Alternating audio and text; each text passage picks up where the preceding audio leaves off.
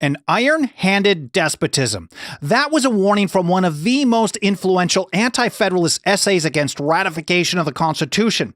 And unlike most all the others that they also don't cover in government-run schools, this one didn't come from a single writer. Instead, it came from a group of delegates to the Pennsylvania Ratifying Convention, published December 18th, 1787. On this episode, we're going to cover their warnings and predictions about centralization of power, corruption, and more.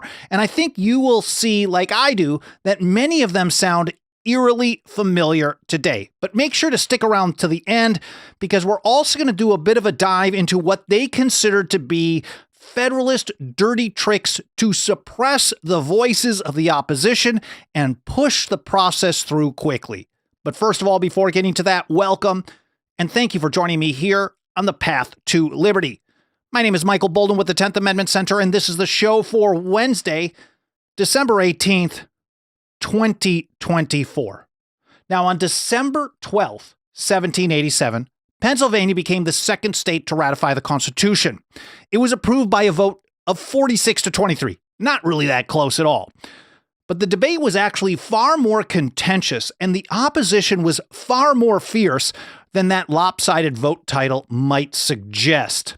Federalists used their big majority just to kind of push things around. They suppressed and almost silenced the opposition in some ways. They rushed the process through very quickly.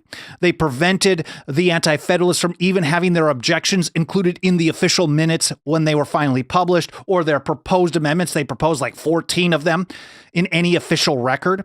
And according to historian Pauline Maier, who passed away, unfortunately, supporters of ratification were so successful, the Federalists were so successful in publicly silencing their opposition that it's difficult to accurately reconstruct the story of ratification in Pennsylvania today. You can learn much more about what she had to say about this in her great book, Ratification, The People Debate the Constitution 1787 to 1788. She was an incredible historian who was also amazing at putting things in an interesting story narrative, like fun to read stuff. So that we'll link to that so you can check out that book as well. But one example I think that shows how this played out was that although the ratifying convention lasted almost 4 weeks, it was like 25, 26 days, the official journal for it is only 28 days long, and 9 pages of that are the text of the Constitution itself. So there was a lot of it that was just cut out.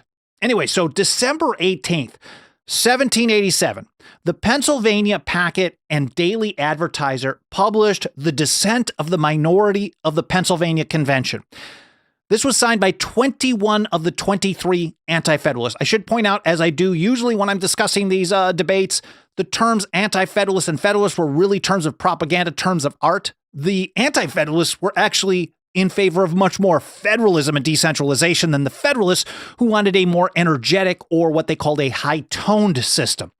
Anyways, going forward, Mike Meharry in a new article points out that the Pennsylvania Anti-Federalists, we'll just use that term because that was an easy way to describe, began by acknowledging they were open to amending the Articles of Confederation to address what they considered its defects.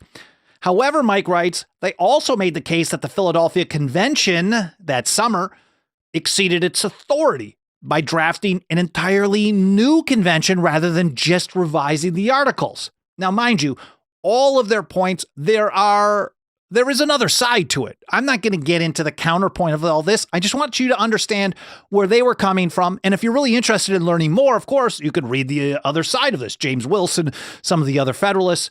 Anyways, this, they contended, violated the convention's original mandate and posed a significant threat to state constitutions. And they continued with this, reflecting on the entire process and their decision to oppose the proposed constitution.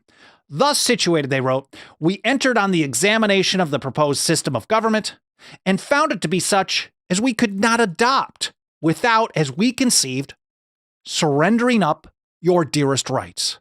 So they thought it was their duty to say no. We offered our objections to the convention and opposed those parts of the plan which, in our opinion, would be injurious to you in the best manner we were able. Now back to Mike Meharry, he said their objections were grounded by three general principles. They told us what they were. Just general concepts. First of all, that an extensive territory can only be governed by a confederacy of republics, not a consolidated system, not a nation or a national government. That would not work. They said that a proposed system, number two, would establish a consolidated government that would annihilate the states.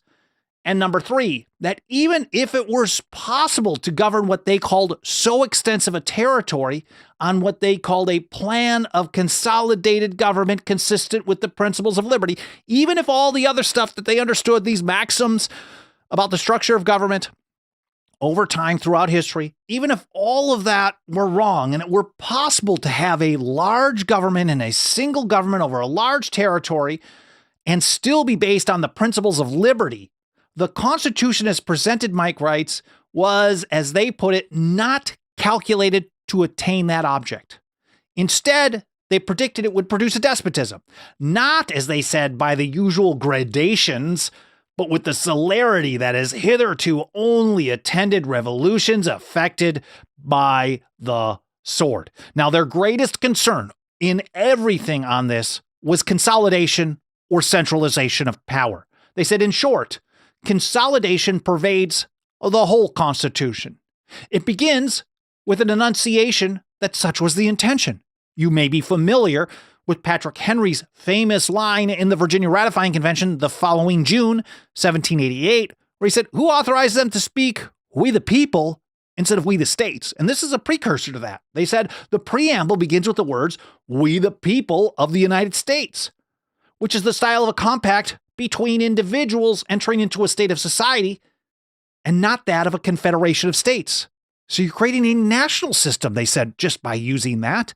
That's the starting point. We shouldn't be surprised that everything else, consolidation, pervades the rest. Now, they go further. They said the powers of Congress under the new Constitution are complete and unlimited over the purse and the sword, and are perfectly independent of and supreme over the state governments, whose intervention in these great points is entirely destroyed. This is almost a defense of the tax requisition system. I'm not sure if they were necessarily in favor of it, like Patrick Henry, who said, "On this depends our political prosperity." Basically, the way it worked under the Articles was Congress would come up with a total budget, and then they had a calculation to determine how much each state was supposed to cough up, and then they would go to the states and request that. And then the states were supposed to go out and collect it.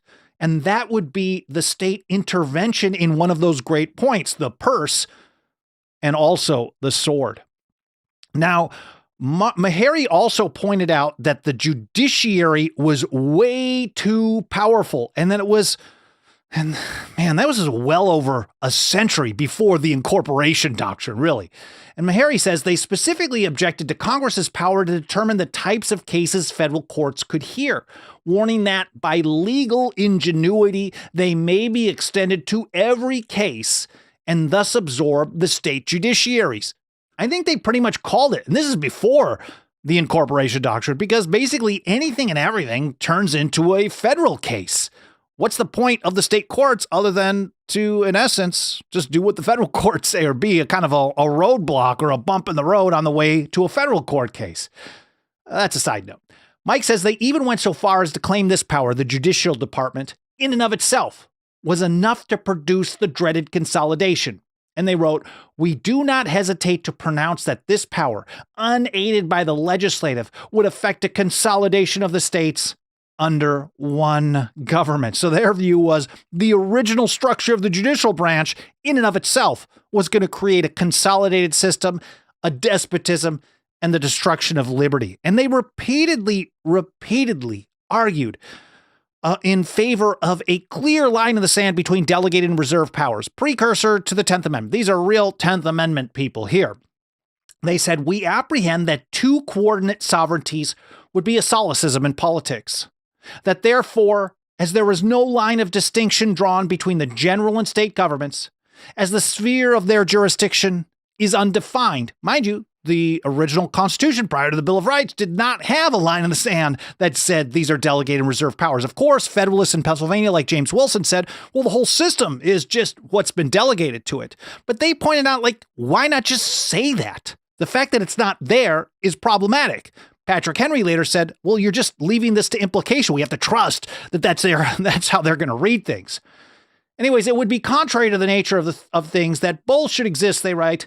One or the other would necessarily triumph in the fullness of dominion. Of course, they expected the general government to be the one doing that. And they went back to this again, citing Article 2 of the Articles of Confederation, which did have that clear line of distinction between state and federal power right in the document. They said the new Constitution, consistently with the plan of consolidation, contains no reservation of the rights and privileges of the state governments, which was made in the Confederation of the year 1778 by Article 2. Here's Article 2 of the Articles of Confederation, that each state retains its sovereignty, freedom, and independence, and every power, jurisdiction, and right, which is not by this Confederation expressly delegated to the United States in Congress assembled. Now, this was picked up over and over and over. They weren't the first to make this argument, but they certainly helped push it out there, and it was picked up consistently by Anti-Federalists moving forward. And Mike says, due in part to repeated Anti-Federalist complaints about this, similar language was eventually included in the Bill of Rights as the 10th Amendment. Now, speaking of Bill of Rights, another major concern was, and they put it this way, the omission of a Bill of Rights, ascertaining and fundamentally establishing those unalienable and personal rights of men, without the full, free, and secure enjoyment of which there can be no liberty, and over which it is not necessary for a good government to have the control. Now, they, as I mentioned before, they proposed a bunch of amendments during the ratification convention. Those were not included in the final journal of the ratification. They weren't at all. So they included it in this document. First, I think it was a pamphlet that was published right away, and then it got picked up by the newspaper starting on December 18th and spread to some other states. But in Pennsylvania, there was some cancel culture going on that we'll get to at the end. And Mike says many of the proposed provisions, the amendments that they suggested, were eventually adopted in the Bill of Rights. So they basically said, look, if we can actually get these amendments or something similar to them, our objections are gone. We'll actually vote yes. So they could have had almost unanimous support if they would have just included a bunch of these amendments, which they included later anyways. This included liberty in matters of religion, guarantee of trial by jury, the right to a fair, speedy trial, no excessive fines or bail, no cruel or unusual punishments, evidence and warrants required for searches and seizures, freedom of speech in the press, the right to bear arms for the defense of themselves and their own state. And then, of course, all powers not expressly delegated to the general government remain with the states. Now, they also proposed some other amendments that did not make it into the Bill of Rights or anywhere in the Constitution, but this included, the right to hunt and fish, a prohibition on federal laws restraining state legislatures from imposing taxes, increasing the representation of the House, reserving to the states the power to arm and discipline the militia, and an explicit declaration that judicial, legislative, and executive power would remain separate. So separation of powers they wanted expressly included. James Madison, when he finally was convinced, either politically or philosophically, to push for a Bill of Rights in 1789, he actually wanted to see a new Article 7 that was separation of the powers, the branches of the federal government, and delegated and reserve powers, a precursor to the 10th Amendment, all included as a new Article 7, the twin pillars of the system. They continued discussing this point about mixing powers, separation of powers, and they put a heavy emphasis on the Senate. They said the undue and dangerous mixture of the powers of the government, the same body possessing legislative, executive, and judicial powers, and the Senate was really a big target here because it had partly executive, partly legislative, and partly judicial. I mean, even the idea of trying impeachments, they're saying, well, that's judicial. I thought we weren't supposed to mix these powers. So if you want to learn more about this debate between the Anti-Federalists and the Federalists, not just in Pennsylvania, but all over, about Montesquieu and the separation of powers. I just did an episode on this, I don't know, like a week or so ago.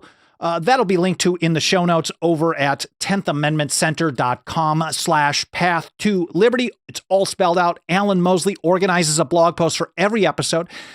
We have all the different platforms we're on there, both video and audio only podcast edition. And then there's a show links section, which is generally including the reference links that I'm discussing kind of in the order that I go through them. That way you can read and learn more in context on your own time, because I'm just scratching the surface. So that will be published. Alan will get that organized. Make sure to check out his show as well. It's Too Late. And then I will get it published over at 10thamendmentcenter.com/path to liberty a couple of hours after this live stream is done. But let's get back to the Pennsylvania Anti-Federalist dissent. They also warned about a power of direct taxation on individuals, along with a standing army, was going to almost certainly lead to a total despotism. They point out that the power of direct taxation will further apply to every individual, as Congress may tax land, cattle, trades, occupations, etc., to any amount. And every object of internal taxation, if you think about the Revolution, the war for independence, so much of the philosophical basis, other than opposing the Declaratory Act, but one of the ways that the British claimed power over the colonies in all cases whatsoever and exercised that power was through internal taxation, like the Stamp Act. And this was a huge deal. Now, of course, the Anti-Federalists were not in favor of that, and certainly they were ready to take a stand to stop it again. We saw them do that, well, in response to the whiskey tax under Alexander Hamilton and George Washington, but that's another episode. So they said they're going to tax to any amount, and every object of internal taxation is of that nature, that however oppressive, the people will have but this alternative: either pay the tax or let their property be taken, for all resistance will be vain. The standing army and select militia would enforce the collection. A select militia instead of the entire body of the people. George Mason, for example, warned, giving Congress power to, in Article 1, Section 8, Clause 15, 16, some powers over organizing and arming the militia. What if they only organize part of it? It'll be basically like a standing army as well. It won't be the body of the people acting as the militia and the first line of defense. And they're discussing this very briefly here as well, that eventually taxation and a militarized federal government was going to enforce all kinds of nasty stuff. And Meharry continues on this standing army issue, taking up what was a leading anti-federalist objection. The Pennsylvanians worried about the possibility of a standing army, warning that, quote, in the hands of a government placed so independent of the people, it may be made a fatal instrument to overturn the public liberties. Mike said they noted that it could be used to collect the most oppressive taxes and to carry into execution the most arbitrary measures. Arbitrary power was one of the injuries and usurpations, the so-called grievances in the Declaration of Independence. Arbitrary power is power exercised on political will, on a whim, not under the limits of what the Constitution is authorized, whether written or unwritten. Basically, government does what government can get away with or what government wants. That's arbitrary power. It's a usurpation of power. It's theft. It's treason against the sovereignty of the people. So putting it all together, the Pennsylvania Anti-Federalists warned that the system, without significant amendments, many of them were adopted, not all of them. They proposed a bunch. They were all turned down, rejected, and suppressed. They said it would lead to an iron-handed despotism. They said as nothing short of the supremacy of despotic sway could connect and govern these United States under one government. Now, as I promised at the start, and I've mentioned, I think, at least a couple of times here, they also went into some detail. You should absolutely read this. You can read the whole thing about what they considered underhanded, dirty tactics from the Federalists. First of all, that it was sold on fear. The whole system, they said, was sold on fear. They said, whilst the gilded chains were forging in the secret conclave, that's the Philadelphia Convention, they had issues with that as well. The meaner instruments of despotism without were busily employed in alarming the fears of the people with dangers which did not exist, and exciting their hopes of greater advantages from the expected plan than even the best government on earth could produce. Now, decades later, even James Madison admitted that Shays' rebellion was really overblown. It was hyped up and resulted in what was called a more high-tone system than what would otherwise have been supported by the people of the several states. He acknowledged this many years later. Now, he certainly wanted a more higher tone system, but that was a real piece of interesting honesty from him later in life. I covered that in detail in an episode in June of this year. Was the Constitution sold on a lie? Shays' rebellion and ratification. That was one of the biggest things that they used to generate fear, was to hype up the danger of what went down with Shays' rebellion. That episode will be linked to in the show notes, 10thamendmentcenter.com/path to liberty. Now, Meharry also discusses in his article their complaints about how the process was rushed through. And he said they also objected to the speed with which supporters called for a ratifying convention in Pennsylvania, arguing that the people didn't have proper time to consider the pros and cons of the new system. Here's how they put it. Under each circumstances, petitions in favor of calling a convention were signed by great numbers in and about the city before they had leisure to read and examine the system, many of whom, now they are better acquainted with it and have had time to investigate its principles, are heartily opposed to it. It could be opinion, maybe it's hyperbole, but they thought it was rushed. It certainly was. Mike says, as the Pennsylvania Assembly was set to adjourn for the session, this is before they started the ratification convention, they had to actually call one. The Pennsylvania Assembly actually had to come into session. They only had so many days. And when the session ended, then they were going to have elections and then they would have a new session. And so they rushed it through at the very end of the session saying, well, we got to call this convention. Mike says Federalists wanted to push forward and call for a ratifying convention, even though the legislature hadn't yet received a copy of the proposed Constitution. They haven't had, it was out there certainly at this point, but officially in the legislature, they didn't have a printed copy, at least according to Mike's article here. I'd like to dig into that a little bit further as well, but that doesn't surprise me at all. Now, on September 28th, the Assembly passed, this is from Tara Ross, taraross.com, does really great, interesting short history posts. On September 28th, she writes, the Assembly passed a simple resolution calling for a state ratification convention. The Assembly adjourned, but members were supposed to return at 4 o'clock that afternoon. The Assembly would then set a time and place for the convention and provide for the selection of delegates.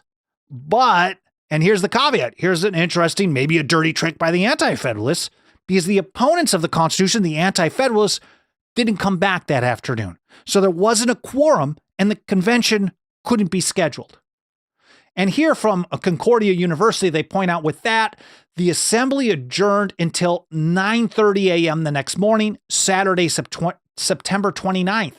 The final day of the annual General Assembly session. So on the one hand, you've got the Federalists saying, let's rush this through because we've got the numbers. On the other hand, the Anti-Federalists are using strategy saying, well, there's 1 day left. If we can delay this long enough, maybe we can build more opposition to it.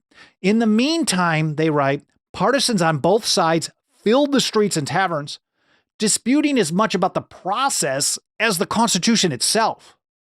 Annual elections to the Assembly were scheduled for October 9th. So just a couple of weeks later, they were going to have the annual elections. And the general view they're saying of the opposition was, why not wait until after the election when the voices of the people will have been heard before taking any further action? But of course, the Federalists did not want to wait. The pro-Constitution members tried again that next morning, September 29th, but they could not get a quorum yet. So the sergeant at arms and an assistant clerk were dispatched to find and forcibly haul in some of the reluctant Anti-Federalists. You can get a really interesting story on this in a couple of these blog posts that'll be published, especially the one from Concordia University. And then also you get a lot of insight from Pauline Myers' great book on ratification. So finally, she writes, this is from Tara Ross, 2 Anti-Federalists were forcibly brought in to establish the missing quorum. They were 2 members short. One would later complain that he'd been, quote, forcibly brought into the assembly room, contrary to his wishes. He actually did try to get out. Now, some people in the assembly actually said, this is too much. William Robinson, for example, condemned the conduct of those forcing one of the 2. It was McCalmont and Jacob Miley. I don't know Mr. McCalmont's first name. He condemned the conduct of those forcing McCalmont's attendance and argued that, quote, he cannot be detained against his will. But Hugh Brackenridge saw it differently. Doesn't matter how he got there. Even if they brought him in a sedan chair, that's how he put it. He insisted he's here now and forms part of the House. So now that he's there, now they have a quorum. The only way he can leave is if they give him permission. That was the rules of the House. So he asked, can I be dismissed? So they read the rules, provided for a penalty of 2 shillings and 6 pence for not answering the roll call, or a penalty of 5 shillings if there were no quorum, if they don't answer the roll call. So they're going to financially punish anyone who doesn't show up. So McCalmont reached into his pocket, took out some loose change, threw it on the table and growled, well, sir, here's your 5 shillings. So let me go. They basically said, we're going to penalize you if you don't show up and we don't have a quorum. You're going to have to pay 5 shillings. So he's like, okay, here you go. I'm out of here. And that gave a loud laugh from the audience. But at the same time, people like Daniel Clymer thought if the House could not compel him to stay, perhaps they should simply lock the doors. And from my understanding, they did actually lock the doors. And so he was trapped. And so they had a quorum and they quickly voted 45-2 to set the first Tuesday in November for Pennsylvania to start that process. So here from the National Archives. Anyways, I thought that was really interesting to point out. But anyways, here from actually back to Pauline Mayer's book, she said the debates of the convention of the state of Pennsylvania, which the shorthand reporter Thomas Lloyd published privately in February of 1788, only included speeches by James Wilson and Thomas McKean, both of whom supported ratification of the Constitution as written. No changes, no amendments, no suggestions, nothing. Now, James Wilson certainly was not on board with everything. He actually had some different ideas. He wanted even a more high-tone system than they had.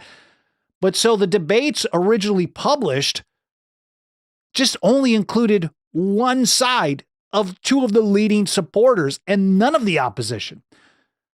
Pauline writes that Lloyd eliminated speeches that criticized the Constitution to satisfy Federalist benefactors who planned to circulate his account of the convention debates, as they had circulated the text of James Wilson's speech at the Pennsylvania State House in order to give political colleagues elsewhere arguments to use in defending the Constitution. So they wanted to publish it in other states. They wanted to be very influential. So the debates in the Pennsylvania ratifying convention was going to go all over the place. And the people who supported it were going to be like, look, there's no opposition here. But it was only because it was suppressed, not included. Pauline continues. She said, fortunately, Alexander J. Dallas, the Jamaican-born editor of the Pennsylvania Herald, printed a full version of the convention dates, starting with the session of November 27th, a week after the convention first met. And he kept publishing. They had some really long transcripts.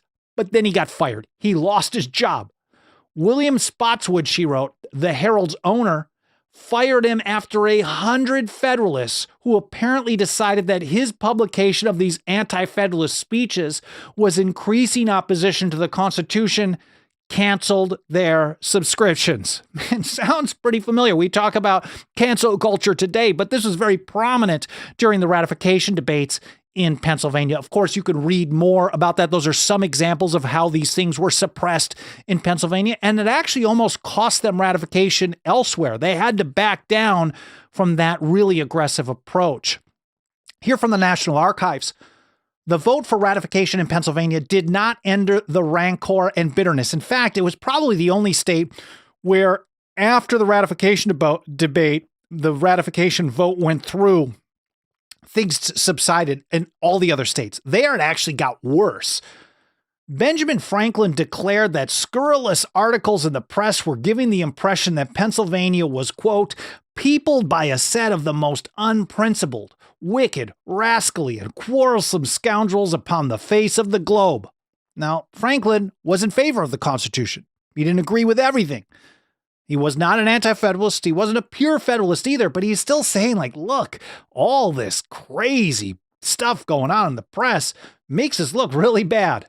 In Carlisle, they wrote on December 26th, anti-federalist rioters broke up a Federalist celebration and hung James Wilson and the Federalist Chief Justice of Pennsylvania, Thomas McKean, in effigy. They put a torch to a copy of the Constitution and even busted a few Federalist heads. There was even a pretty significant petition effort to decertify ratification of the Constitution in Pennsylvania that got a lot of signatures, but I guess not enough. Mike Meharry sums it up like this. The dissent of the Pennsylvania minority served as one of the early blueprints for anti-federalists as the ratification process moved forward. Other conventions took up the call for amendments, especially the 10th. And many of the arguments laid out by the Pennsylvanians were repeated and built upon by opponents in other states. In particular, he pointed out, worries about consolidation, centralization of power, with warnings that the federal government would swallow up the states, were repeated over and over again by virtually every prominent anti-federalist writer. In retrospect, many of their warnings appear prophetic. And every episode that I prep is like a reminder to me that government-run schools are one of the biggest roadblocks we face. And on top of it, the Department of Education is an abomination that needs to go. That's why we work so hard every single day to reach and teach more and more people about these essential foundational principles, this forgotten and ignored history, so we can have a better understanding of what went down and also maybe what we're facing today. Nothing helps us reach and teach more people more than the financial faith and support of our members. If you got a couple of bucks of that quickly devaluing dirty government fiat, please consider throwing it our way. Over at 10thamendmentcenter.com/members. Our membership program starts out at just $2 a month. You can do more of that, more if you want. Well, of course, we're not going to say no, but $2 a month. We try to make it easy and a low entry cost as well. We also have annual, 5-year, and lifetime options. You can do a one-time gift over at 10thamendmentcenter.com/donate. I'd be very grateful to any consideration you can give to supporting our work financially today. You can also support us with a number of free and easy-peasy things. Of course, hitting the like button, leaving reviews on Apple Podcasts or any other podcast platform, comments in the archive, subscribing, getting notifications. The more watch time on YouTube or the mainstream video platforms you have, the more likely the algorithm will show us to more people. All that stuff helps out a great deal. I can't thank you enough for your support. I can't thank you enough for spending some of your time with me today. I hope you enjoyed this episode. I hope it made you think. I hope you learned something, and hope to see you next week or next time. I'm going to be off next week for Christmas, so pre-Merry Christmas and Happy New Year for you, but I hope to see you next time on Friday here on the Path to Liberty.